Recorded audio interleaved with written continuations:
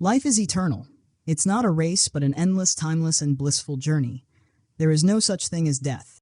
It's merely an illusion. As Donald David Hoffman, an American cognitive psychologist, explains, what we perceive is just an interface.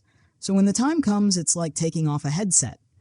I've been playing in a virtual reality game all day and got lost in the game when I was fighting over a Porsche. We've been immersed in a virtual reality game so deeply that we forget it's just a game. People who have near-death experiences report that once they leave their bodies, they can see in all directions, even though they no longer have eyes. This happens because their perception is no longer focused on the physical body, which they believe has completed its human cycle.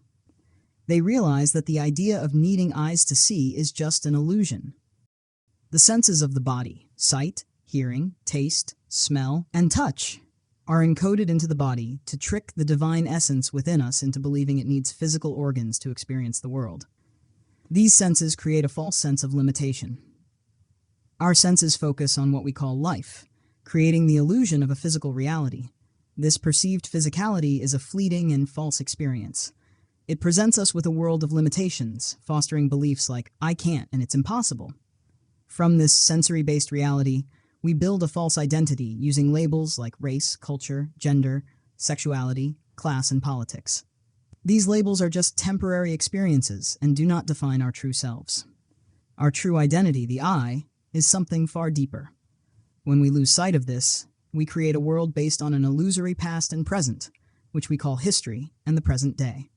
In this state, our confused and separated consciousness tries to make sense of what doesn't truly exist, mistaking it for reality. This perceived reality is seen as the real world. Phrases like, I live in the real world, often dismiss the idea of other realities, even though the speaker isn't truly in touch with the real world. This forms a feedback loop of self-perpetuated illusion, where belief shapes perceived reality, and perceived reality reinforces belief. This cycle continues until it's broken, trapping us in endless self-deception. Without breaking this loop, no real change can occur. Even visual perception is dictated not by our eyes, but by our minds. So where does this human world we experience actually exist? It exists in our minds and nowhere else. Thank you for watching. If you enjoyed this content, please like, subscribe, and share. Your support means a lot.